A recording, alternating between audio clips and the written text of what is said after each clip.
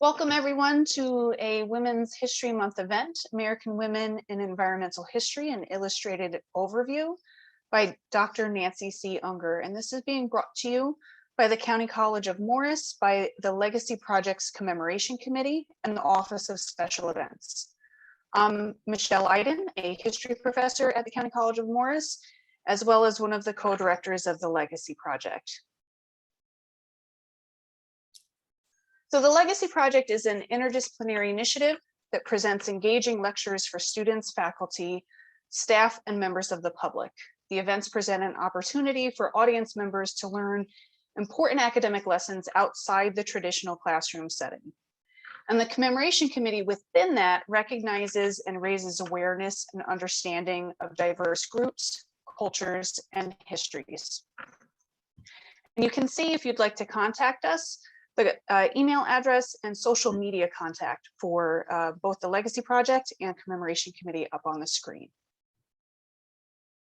To give you an idea of some of our upcoming events, the Legacy Project has an event coming up, the Unlikely Through Hiker with Derek Lugo. You can RSVP to legacy@ccm.edu. And that's the same email address you'd use for the Commemoration Committee's event for Poetry Month. In April, there's going to be a student poetry contest. So any of the students that are here, if you want to submit an entry, there are going to be prizes for the winners of that poetry contest. I want to let you know that for today's event, closed captioning is available. Click on the CC button for live transcription, and you can choose to hide or show captions as needed. This event is being recorded. Everyone was muted on entry. That doesn't mean that we don't want to hear from you. We do. At the end, there will be a Q&A. If you'd like to ask a question, simply write question in the chat box. And once prompted, you'll be able to unmute yourself and ask your question. If you'd like to ask a question, but maybe you don't want to unmute yourself, you don't actually want to be on screen, simply type your question in the chat box and we'll be sure to get to as many questions as possible. So with that, I want to go ahead and introduce, it's my pleasure to start tonight's event, American Women in Environmental History, an illustrated overview with Dr. Nancy C. Unger, who is a professor of history at Santa Clara University and president of the Society for Historians of the Gilded Age and Progressive Era. She is the author of the prize-winning biographies, Fighting Bob La Follette, the Righteous Reformer, and Belle La Follette, Progressive Era Reformer. Her book, which you can see on the screen, Beyond Nature's Housekeepers, American Women in Environmental History, was a California Book Award finalist. She is also the co-editor of a companion to the Gilded Age and Progressive Era, and has published dozens of scholarly essays and articles, and her multimedia appearances include CNN.com, C-SPAN, NPR, Time.com, and PBS. So it's my pleasure to stop share and hand it over to Dr. Unger. All right, well, thank you for that very nice introduction. Give me a second to share my screen.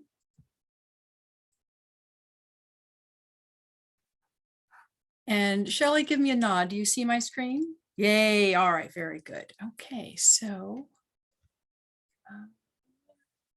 all right, here we go. So I'm honored to be presenting to the Legacy Project. My thanks to Shelley Iden for inviting me to help kick off the project's programming on environmental humanities. I am grateful for this opportunity to present, especially during Women's History Month, an overview of my work on the underappreciated role of gender in environmental history. Oh shoot, I was doing so well, just a minute. There we go. In 1908, Lydia Adams Williams represented the views of many women when she proclaimed, "Man has been too busy building railroads, constructing ships, engineering great projects, and exploiting vast commercial enterprises to take the time necessary to consider the problems which concern the welfare of the home and the future." Her contemporary, George Knapp, represented the prevailing male view when he called assertions like hers unadulterated humbug and dismissed conservationists' dire prophecies as baseless vaporings. According to Knapp, men should be praised, not criticized, for turning forests into villages, mines into ships and skyscrapers, scenery into work. Now, I don't believe that women are inherently more protective than the environment than men are.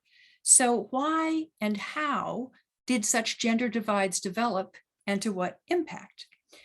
Those are some of the questions that I answer in Beyond Nature's Housekeepers. And it was hard to pick what excerpts to present tonight because my book includes pre-Columbian Native Americans, colonists, enslaved field workers, pioneers, homemakers, municipal housekeepers, immigrants, hunters. Now, I must pause at this one of the woman mountain goat hunting in Washington State. I do not recommend climbing a mountain wearing a long skirt while carrying a loaded gun.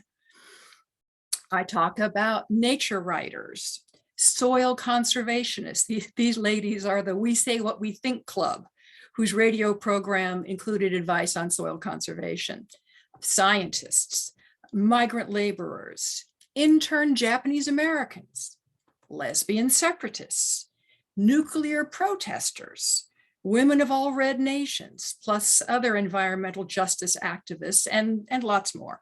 But in the interest of time, I'm going to pick up the story with the overland journey to the West in the mid-1800s. The trip was nearly always planned at the instigation of a man or men. Many were responding to the calls by Horace Greeley. If any young man is about to commence the world, we say to him publicly and privately, go to the West. There your capacities are surely to be appreciated and your industry rewarded, for land and freedom lay to the West. Peter Burnett, the future governor of California, provided this added incentive. The pigs are running around under the great acorn trees, round and fat and already cooked, with knives and forks sticking in them, so you can cut off a slice whenever you are hungry. Women had good reason to be less enthusiastic than their husbands about making the journey west, and not because they were fussy princesses. Most routes westward included rivers, deserts, and mountains. Men tackled these challenges while in their physical prime, as did women. But physiology as well as gender made women view this map differently. They walked or rode in wagons across the country and faced its many obstacles while experiencing menstrual cycles or pregnancy or having just given birth. Some women experienced all three conditions at various points in a single journey. Keep in mind that the disposable sanitary pad was not mass produced until 1919, and that on the trail, childbirth could take place at the most inconvenient and dangerous times and places, halfway up a mountain or during a hailstorm. Any inclination to stop more than a day to accommodate a woman's labor and recovery was trumped by fears of Indian attacks, the needs to reach grazing land and gather fuel supplies, and the specter of being trapped by an early snowfall. Even over relatively smooth trails, travelers would attach a churn to the front of the wagon and fill it with cream. The jarring motion of the wagon over the course of the day was sufficient to produce butter. It was also extremely uncomfortable for any woman who had just given birth. More than physiology determined women's attitudes and experiences on the trail. 18-year-old Molly Sanford revealed many internalized qualities about what middle-class women were told made them true women. She enjoyed the benefits of schools, churches, and the best of society in Indiana. She knew she would be deprived of all of these in what she called the wild, unsettled country. But she deemed it her womanly responsibility to not shrink from unpleasant and untried realities. She nevertheless spoke of the sadness of my heart for she and her best friend, quote, wept as only loving friends can weep to think that we must part, perhaps forever. Most boys and men would also miss their friends, but friends were less integral to their identities. Riding in the shade of her prairie schooner on their first day of travel, Sarah Herndon lamented, "Why have we left home, friends, relatives, and loved ones who have made so large a part of our lives and added so much to our happiness?" Or as one bitter young woman put it in 1855, "What will men not do for money?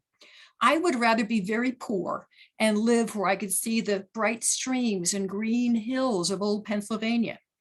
But her father was bent on improving the family's material status. Anna Shaw remembered well her mother's response to the log house that would become their cabin, their home on the Michigan frontier. Something within her seemed to give way, and she sank upon the ground. She buried her face in her hands, and in that way she sat for hours without moving or speaking. Never before had we seen our mother give way to despair.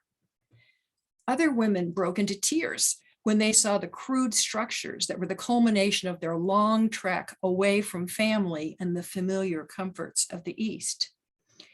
A 17-year-old bride took in her new home's mud roof and dirt floor and proclaimed with indignation, "My father has a much better house for his hogs." When Debbie Allen, newly arrived on the frontier, learned that a panther was menacing the area, she cried to her husband, "This is a terrible region. Do, Peter, let us go back home." Like other wives, however, she had no choice but to stay. And not surprisingly, depression plagued frontier women. Now, rather than bow to defeat, many women on the frontier claimed authority, seeing themselves as crucial to the civilizing of the wilderness, a task some took on with great relish. In this lumber camp, note that the women posed with brooms, a silver pot, and a china cup. They saw themselves as nature's housekeepers. When Lorena Hayes first arrived in California, she observed that both its physical and moral environments required a woman's touch. California, quote, needs the hand of cultivation and art to render it still more beautiful, to strip off its barren and somewhat unclothed appearance, to give its valleys and mountains a finishing stroke of beauty, a home-like charm and attractiveness. A generation later, many women saw their civilizing role as one of wilderness protection. Clara Burdett, the first president of the California Federation of Women's Clubs, established in 1900, spoke plainly of the gendered divide that existed across the nation on issues of natural resource conservation. While the women of New Jersey are saving the Palisades of the Hudson from utter destruction by men to whose greedy souls Mount Sinai is only a stone quarry, the word comes to women of California that men whose souls are gang saws are mediating the turning of our world-famous sequoias into planks and fencing worth so many dollars. Pioneering educator and psychologist G. Stanley Hall claimed that women like Burdett suffered from effeminization because, quote, caring for nature is female sentiment, not sound science. Even some men were criticized for promoting wilderness protection. John Muir was a prime target, depicted here elaborately clothed in a dress, apron, and flowered bonnet, fussily and fruitlessly attempting to sweep back the waters flooding Hetch Hetchy Valley. By 1910, Muir's crusade to preserve the glories of the valley in its natural state was supported by 150 women's clubs nationwide. The San Francisco city engineer, Marston Manson, spoke for many when he described Hetch Hetchy's defenders in thinly veiled homophobic terms as short-haired women and long-haired men. Most middle-class men the sole breadwinners for their families, found the idea that resources should be preserved rather than exploited to be not just wasteful, but unpatriotic, not only feminine, but downright dangerous. Philosopher William James's 1906 treatise, The Moral Equivalent of War, urged that young American men not be drafted into the military, but be, quote, a part of the army enlisted against nature.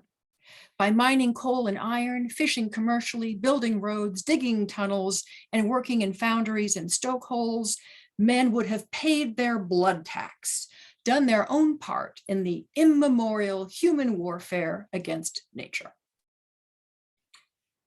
Despite such assertions, some women's sentimental approach to nature earned them grudging respect, if not outright admiration.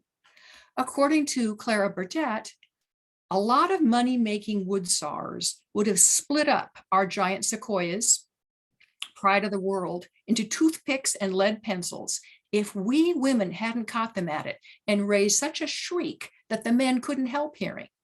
Ever so many things like these we are doing. And the best of all of it is we've got the men interested by letting them believe that they thought of it first and are doing it all. And we are getting ever so much help and good work out of them just by letting them hold the lines and shout at the team while we drive. Some women, like Ada Howe, earned men's grudging respect for female environmental authority by proving that women's sentimental, moral approach could also be profitable. In 1887, the middle-aged Howe, a member of Milwaukee's social elite, inherited her family's dairy farm, Sunny Peak.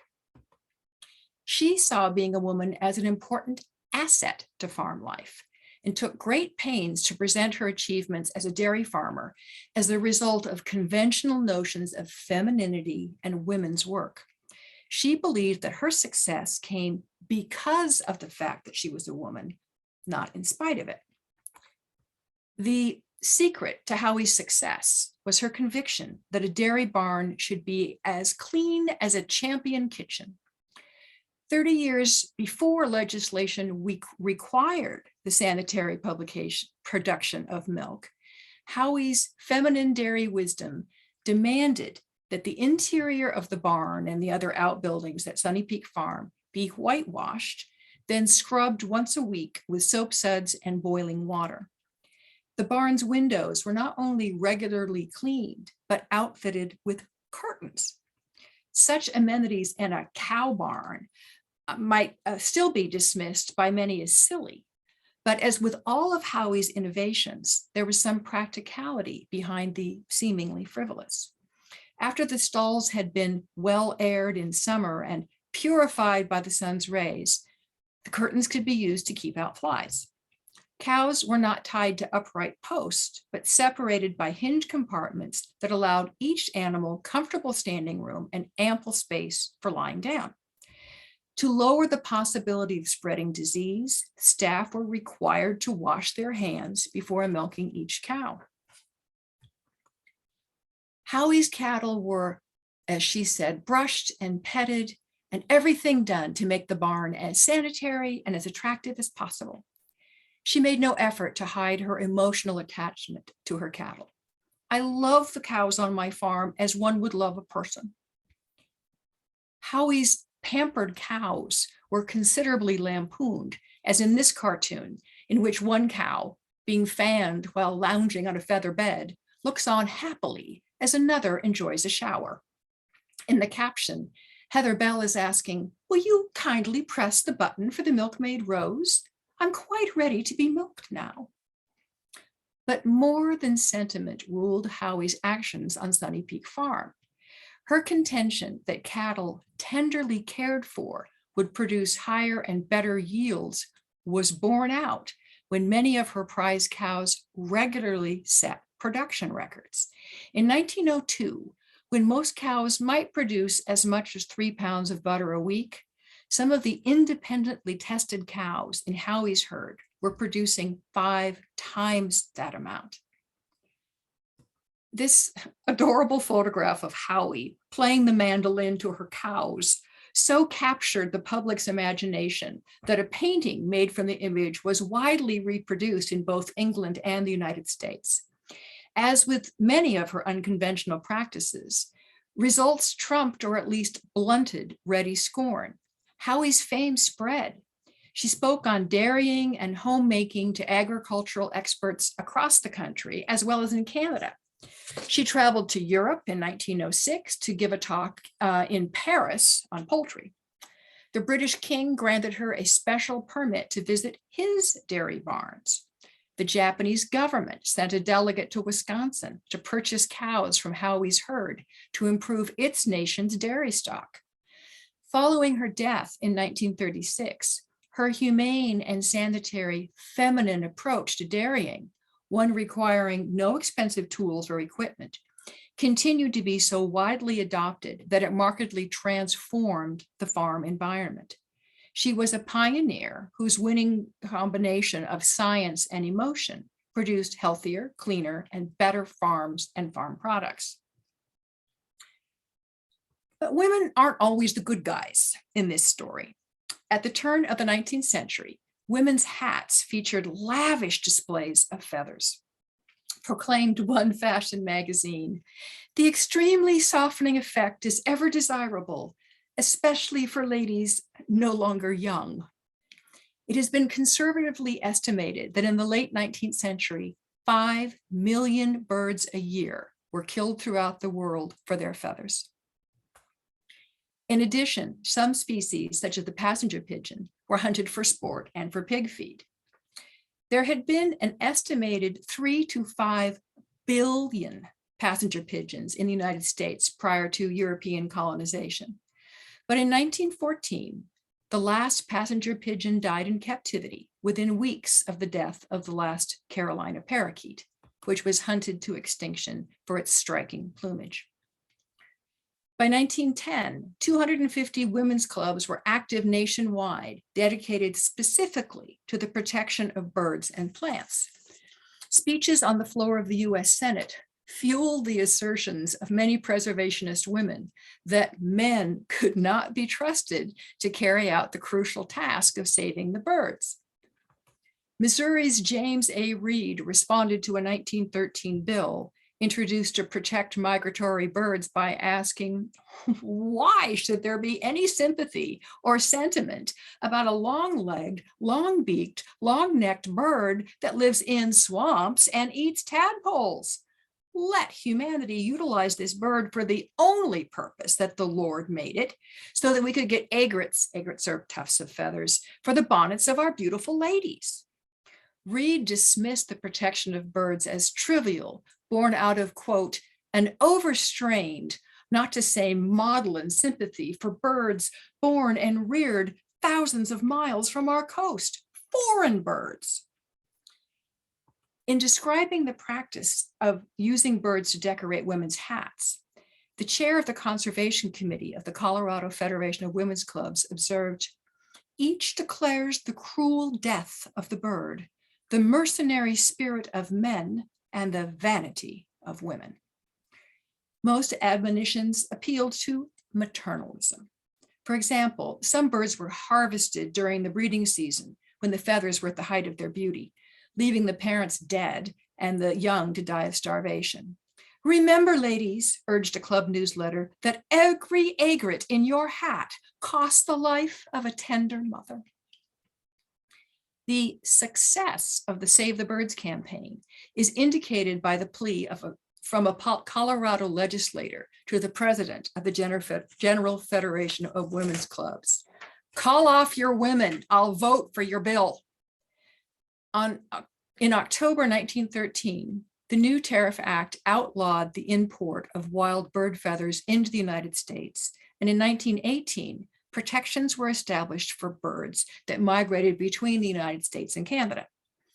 Women continued to wear hats, but decorated with naturally shed ostrich and peacock feathers. Thus, prior to achieving suffrage, women were able to successfully wield legislative influence and, by preserving millions of birds, protect complex and vital environmental relationships from ruin by a powerful American industry. Using similar rhetoric and techniques, women worked to protect forests, lakes, rivers, and a host of other natural resources. Women dominated the teaching profession by the late 19th century, and they worried about their urban students' alienation from nature. When asked by a New York City school teacher to name a sign of spring, one child replied, "Yes, ma'am, I know when spring is here because the saloons put on their swinging doors." The Boy Scouts of America began in 1910, promising to inculcate urban boys with traditional masculine frontier values and skills. When their daughters were excluded from such experiences, some women, themselves barred from membership in many outdoor associations, began creating outdoor activities and organizations for girls. Charlotte Farnsworth helped to establish the Campfire Girls in 1911. She embraced outdoor activities because she believed that they would reinforce rather than challenge the separate gender spheres. Farnsworth stated unequivocally, "Girls are fundamentally different from boys in their instincts, interests, and ambitions." Luther Glick, another key co-founder of the Campfire Girls, believed that to copy the Boy Scouts, quote, would be utterly and fundamentally evil. "We hate manly women and womanly men, but we all love to have a woman who is thoroughly womanly and then adds to that a splendid ability of service to the state." Women have acquired the undesirable trait of independence because they have been sequestered in their homes and therefore need to be taught collective obedience to best prepare for gainful employment, efficient homemaking, and public service. Until 1943, although women served on the board of directors of the Campfire Girls, all the executive directors were men who shared some version of Ulick's basic belief that the organization's primary goal was to discourage female independence. Campfire Girls were routinely reminded in one signature song that love is the joy of service so deep that self is forgotten. A year after the founding of the Campfire Girls, Juliette Lowe established the Girl Scouts of America. According to their first handbook, the Scout movement, so popular among boys, is unfitted for the needs of girls.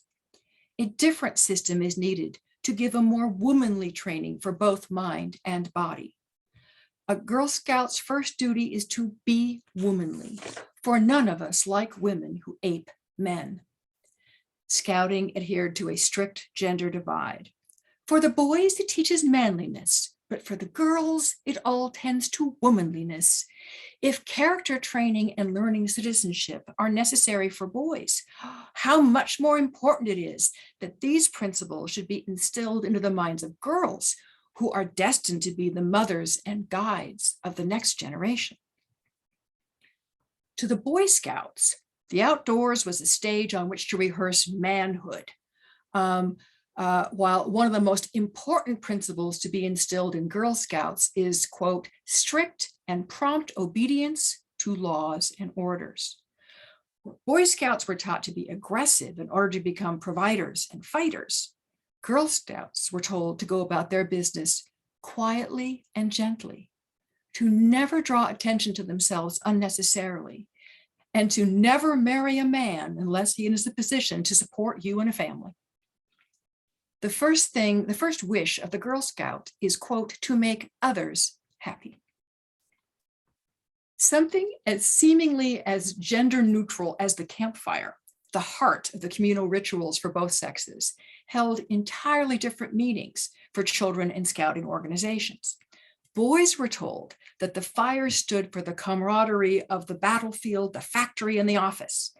Girls learned that fire represented hearth and home. Without the fire of domesticity brought by woman's magic touch, a house is dark and bare and cold. By 1920, the majority of Americans lived in cities. Organized summer camps gained popularity in the 20s as an opportunity to provide upper-class urban children with several weeks of sustained exposure to outdoor living. Camps for well-to-do girls promoted ladylike conduct. Let's keep our manners high.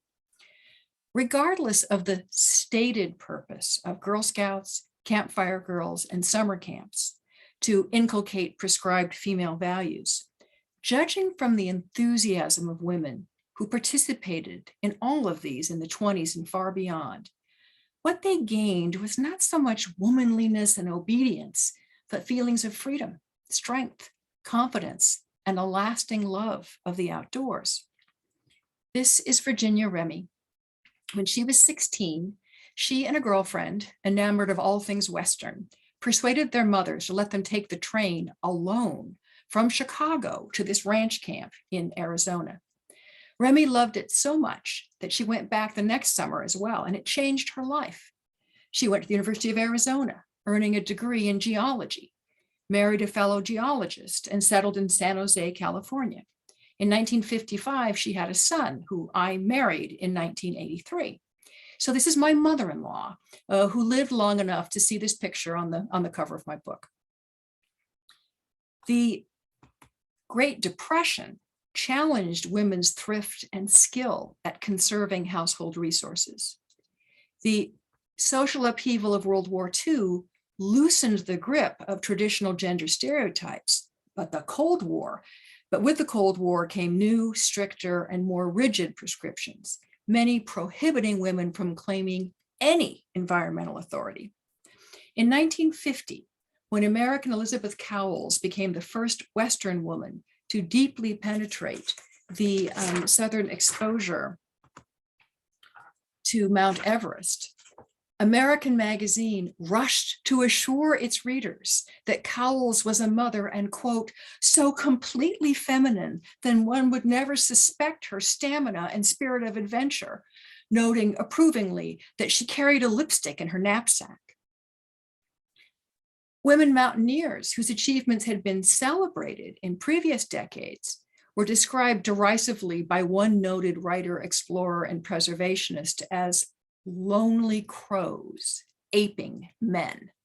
True women are too tender for the rigors of the mountain, and men will not accept that they should penetrate their domain. In the Sierra Club and other major conservation organizations, even women who had previously held office were now routinely relegated to voluntary rather than paid positions. Suburbs transformed the American environment, and new standards of cleanliness and appearance necessitated a wide range of chemical compounds inside each suburban home, garage, and tool shed. The chemical agents like DDT that were marketed aggressively to women were not feared for their potential toxicity, but embraced as miraculous time-saving solutions to age-old problems. In the Los Angeles area, a rapidly growing urban and suburban population suffered increasingly from pollution. In October 1954, dense smog shut down schools and industries. Local homemakers criticized elected officials and businessmen for their reluctance to implement costly smoke conversion measures. In one of the first of many well-publicized all-women protests against pollution, several dozen homemakers from Pasadena staged a march. Calling themselves the Smogateers, the women wore gas masks and carried banners criticizing the government's inaction. Highlighting their traditional nature's housekeeper's role, one woman carried a broom in addition to a sign reading, "We want a clean sweep of smog." They emphasized their maternal concerns as well. The youngest marcher, 3-year-old Agatha Acker, wore a gas mask, as did the doll that she carried. Winds finally dispersed the heavy smog, but local women, working individually and in groups, continued to marshal their forces to combat air pollution to ensure the welfare of the people of the greater Los Angeles area, rather than sacrifice it on the altar of corporate profit. Their efforts were outstripped, however, by the rapid increase of cars and roads. Across the nation, the network of freeways created by the 1956 Interstate Highway Act was augmented by countless new roads, highways, and expressways. On October 30th, 1961, the Soviet Union tested the largest nuclear weapon ever. 2 days later, some 50,000 primarily white middle-class American women abandoned their homemaker duties to march and demonstrate. In this Women's Strike for Peace, protesters demanded that the world end the arms race, not the human race. According to co-founder Dagmar Wilson, in the face of male logic, which seems to us utterly illogical, it was time for women to speak out. An organization of the same name grew out of the strike. The Cuban Missile Crisis in October 1962 made the potential for nuclear disaster impossible to dismiss as female hysteria. School children practiced nuclear attack drills, and panicked suburbanites dug bomb shelters in their backyards. Women's Strike for Peace held demonstrations throughout the crisis, emphasizing that their concerns about children and the future trumped any political issues. President Kennedy claimed that the women's generational arguments influenced his thinking, culminating in the US-Soviet test ban treaty, stating, "I have said that control of arms is a mission that we undertake for our children and our grandchildren, and that they have no lobby in Washington. No one is better qualified to represent their interests than the mothers and grandmothers of America." Also in 1962, pioneer ecofeminist Rachel Carson dramatically challenged conventional notions of progress and celebrations of prosperity with Silent Spring.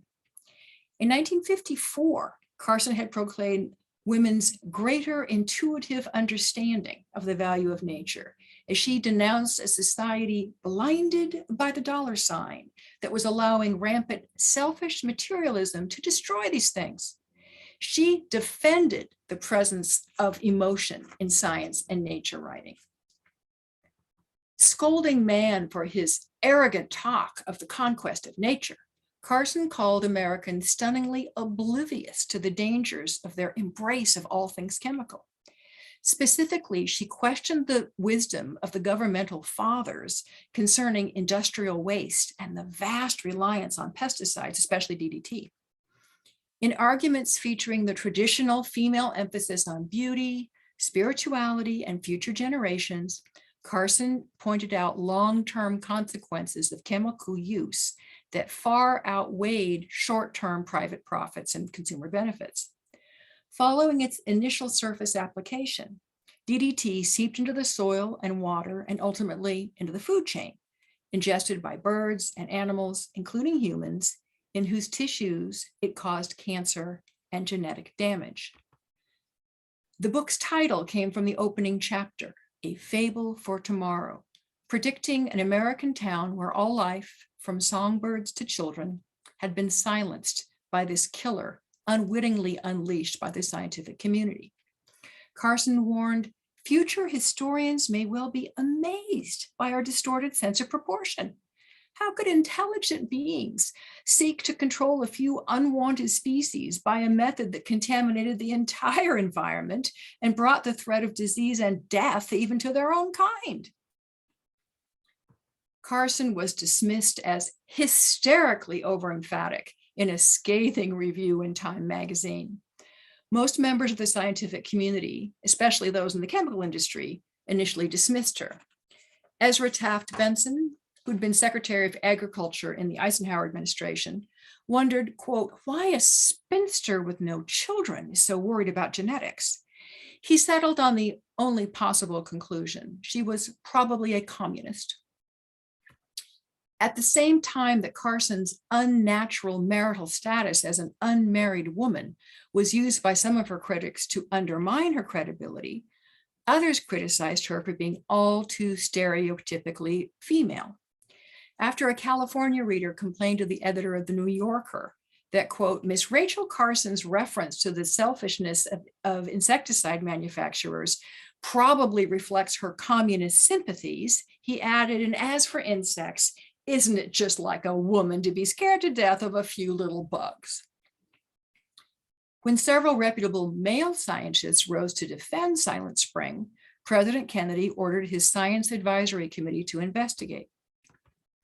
Carson's painstaking research was impossible to refute.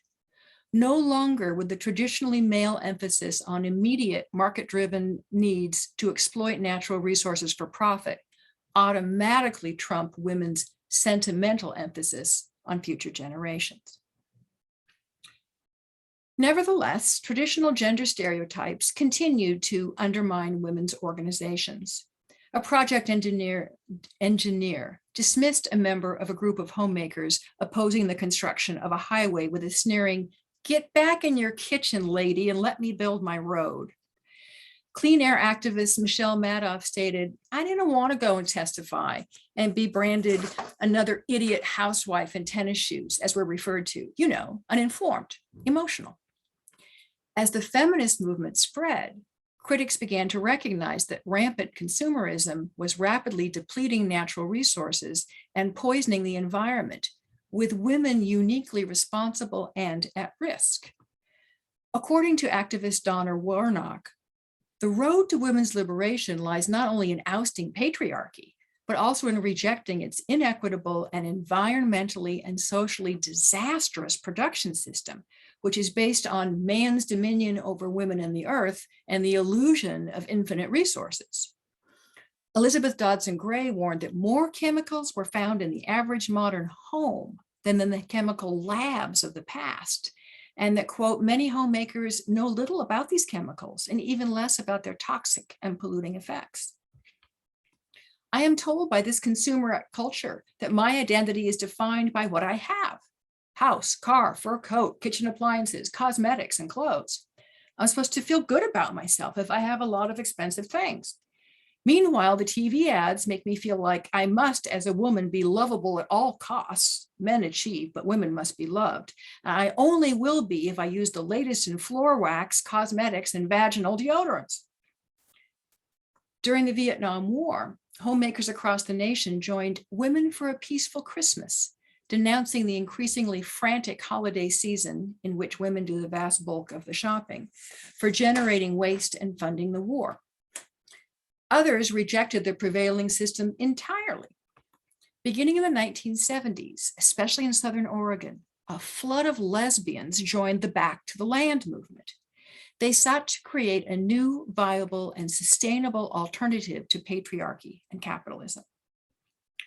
One resident recalls, so much of the Back to the Land movement was about coming out and coming into our power and identities as lesbians. We intuitively knew we had to get out of the patriarchal cities and redefine ourselves and our lives. We actually tried to build a new culture, not just back to the land, but back to ourselves. And this new culture included a desire to live lightly on Mother Earth and in sympathy with nature. Anticipating today's tiny house movement, women erected or adapted from existing shacks and cabins small housing units that were easy to build and manage. These tiny residences represented safety, economy, and autonomy. Instead of celebrating unbridled production, this new culture valued salvaging, recycling, and handcrafted materials. As one informational pamphlet from Oregon Women's Land Trust put it, "We want to be stewards of the land, treating her not as a commodity, but as a full partner and guide in this exploration of who we are." They faced all kinds of problems, not the least of which was their inability to attract lesbians of color, and just the fact that living off the land is really hard. But even as some of the early communal efforts fell apart, none of the lesbians who had been in residence turned their efforts a failure. These lesbians proved that there were ways of living that, however imperfect, did not hinge on profit or patriarchy, and that instead allowed lesbians to live openly, freely, and consciously as partners with nature. My book concludes with a chapter on women's roles in the environmental justice movement, which emphasizes the right to safe and healthy ecological, physical, social, political, and economic environments for all people. It includes women like Lois Gibbs, seen here with her 2 children. In the 1970s, she exposed the effects of the toxins buried under Love Canal in New York. Her leadership united her community in a spirited and ultimately successful crusade for accountability from the government and big business. But race complicates this gendered story. In October of '79, Governor Hugh Carey announced that the state would purchase Love Canal homes at fair market value, a victory for homeowners that had no provision for renters. Poor African-American mothers demanded equal protection. We love our kids just like the homeowners over there, and we should have the same protection that the homeowners have. It took until 1997 for all of the area families to move and receive some financial restitution for their loss of health and property. Lois Gibbs became an internationally renowned activist devoted to facilitating citizen involvement at the community level. Women untrained in environmental sciences, but passionate about protecting their disadvantaged communities, began action groups and protest movements deeply rooted in their local cultures, traditions, and gendered beliefs. Chicago public housing resident Hazel Johnson has been dubbed the mother of the environmental justice movement. Here we see one of her sister activists walking with a young Barack Obama. African-American women in particular, frequently the heads of single-parent households, brought a legacy of assertiveness, leadership, and maternal concerns to the environmental justice movement. In conclusion, in the United States and around the world today, women and men work together to protect the environment in thousands of agencies and organizations. Many reject gender-based approaches to environmental problems entirely, deeming them divisive and even demeaning and embarrassing. Although they support feminism's ongoing debunking of tired stereotypes, all women are earth mothers and men are just greedy pigs, some of these groups emphasize the connections between the historical oppression of women and the ongoing oppression and exploitation of non-human nature. One of the most promising new trends is recognition of the importance of gender and environment across all times, cultures, and geographic boundaries. Much is to be gained from understanding sex, gender, and environment, not as discrete entities, but as elements in a powerful synergy that significantly shape history and our planet. And so thank you very much. I'm going to leave this slide up just for a second, just in case you want to jot down my email address. If you want to get in touch with me later, I'd be delighted to hear from you. And now let me stop sharing. Okay, there we go.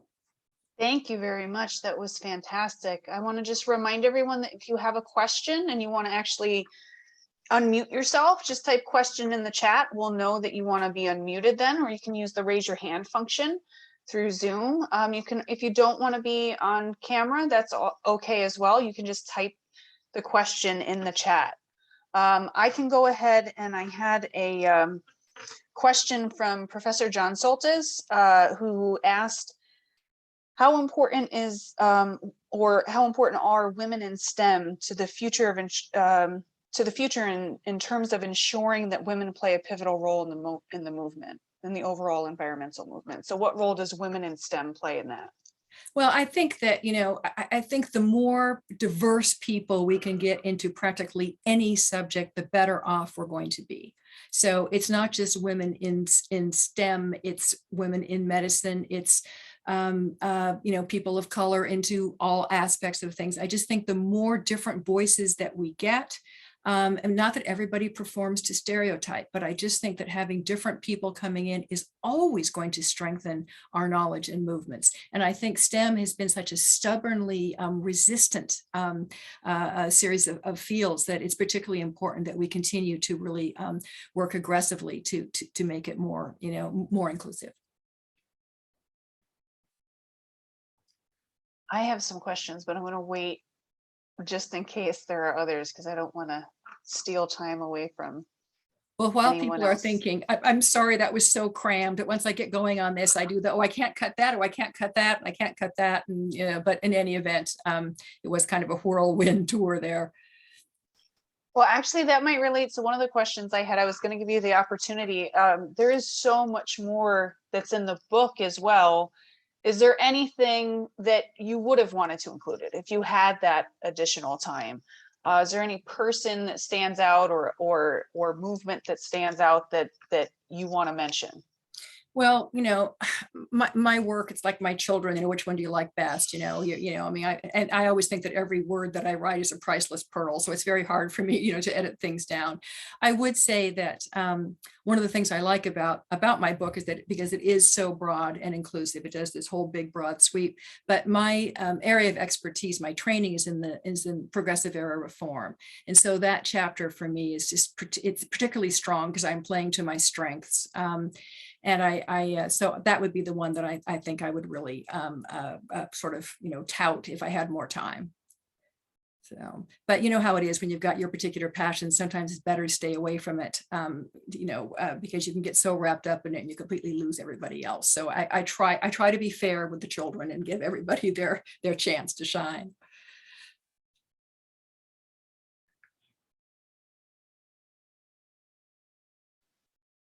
I think we do have a question in the chat from Professor Gigliotti. She's saying, first, absolutely wonderful presentation. Thank you. I'm curious about how your work has shaped you. What do you feel has had the greatest impact on you personally? Well, I have to say, I will admit to you all that I have no training in women's history and I have no training in environmental history. But to stay employed, I told many, many lies about my expertise, that of course I could teach women's history and of course I could teach environmental history. And so I kind of, and I did because it was better than being unemployed. So I began teaching these two very separate fields just to, have work. Because before I was on the tenure track and it was very stressful. But as time went on, I started thinking, these are not two completely separate fields the way everybody is teaching them. And because I was teaching so many crazy things, I was teaching historical geography, I teach gay and lesbian history, I just teach a whole range of things.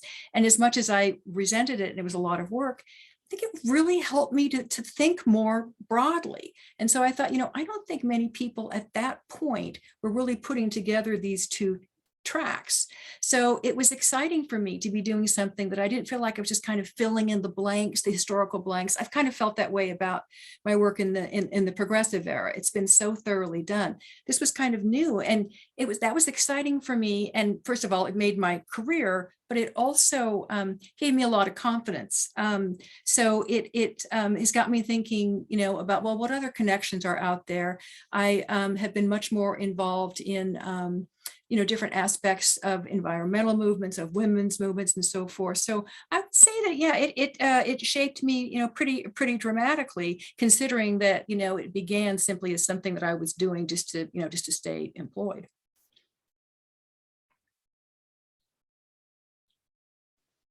And Dr. Sahatsky, you have a question? Yeah, I was just wondering, why do you think that alteration and destruction have become the province of men, the heroic province of men, and cultivation and protection have been vilified in the province of women?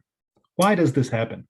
Well, you'll have to read my book, because I really think that sometimes I think men get kind of a bad rap on this, because it really was, if you're going to survive in the wilderness, you're going to have to know how to do things. You're going to have to be able to make a living from that. I mean, this was something that it wasn't just like, oh, how dare they be so aggressive? If they didn't, their families would starve. So I think that it sort of began with this, oh, isn't this heroic that men are going out there and taming the wilderness and, and doing this great work. But I think that somewhere along the way that kind of got morphed into things. I mean, one of the things that was really interesting to me is just sort of a little example of this was reading the original Boy Scout handbook. And one of the things every Boy Scout had to do was chop down a tree. Because and that wasn't like, oh, we're going to go destroy the environment. It's like, no, this is a skill that, that boys have to have. So I think it isn't, I don't think it's some kind of, oh, men are innately, whatever. I think these are culturally acquired. And the good news about that is that if they're constructed, they can be deconstructed. And I think that when we look at the environmental movement, it is certainly not, I mean, it never was just the province of women. There have always been men and women, involved. And in fact, one of my concerns in writing this book is when I was giving a lot of book talks when it first came out, I had a lot of women in all the Q&As who were very angry with me because I wasn't saying that women were inherently better protectors of the environment, because I don't believe that. I think that that too is culturally, constructed. So I think that unfortunately, we still have a ways to go to understand how that got constructed, because it's so deep that many people even today still think, oh, men are naturally this way and women are naturally this way. And I just don't believe it. And I tried very hard in this book to show all the different ways that's been constructed and reinforced. I'm not sure if that really answers your question, but that's what I think.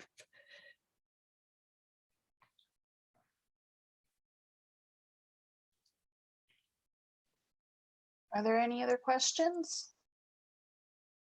I do want to be conscious of people's time. Oh, we do have another question. So that's great. In the last 2 minutes here. Thank you so much for taking the time to speak and share with us, Doctor. This has been a great Zoom. This is coming from Jay in the chat. What was the biggest challenge in creating or publishing your book? Oh my goodness. Well, my first 2 books were biographies. And so I got the papers of those people and I did some other things, and there I was. You go to the Library of Congress, you go here, there, and you're done. When you go out to write a book on women in environmental history, you don't go to the Library of Women in Environmental History. So trying to find all these different sources and to think creatively, in these times, people weren't talking about the environment, that word, it doesn't come into play, for a very long time. So I had to try all these different terms: farm, soil, women. And then it's like, so that was the part that was difficult for me. On the other hand, because I was making up my own rules, I could decide what I thought was worth looking at and what wasn't. And I learned so much from so many librarians. I went to archives all around the country and I'd say, okay, this is what I'm working on. And they'd say, and so I want this, this, and this. And they'd say, oh, well, do you want this? Well, how about this? And I thought, well, God, I would have never thought of that. So it really does take a village to do, you think of yourself as so solitary in the archives, but a lot of people helped me. So that was sort of the good and the bad of doing something that was sort of uncharted territory. But I don't know, it was exciting. And like I said, I kind of got to decide, well, no one's saying, here's the standards you have to go through. It's just like, no, I'll talk about whatever I want. So, that was fun.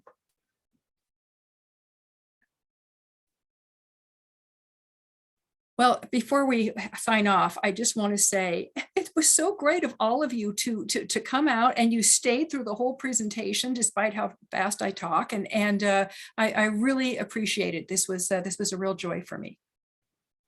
Thank you. And I want to thank you for the presentation and everyone for coming. This was a fantastic event. And I already know that we've had some requests from some people who couldn't make it, who would like to see the recording. So the audience is going to expand beyond those here. But thank you everyone for coming tonight. And thank you, Dr. Unger, for such a great event. Thank you so much. Bye-bye.